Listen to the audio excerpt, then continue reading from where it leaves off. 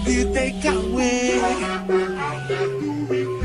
pai loro ati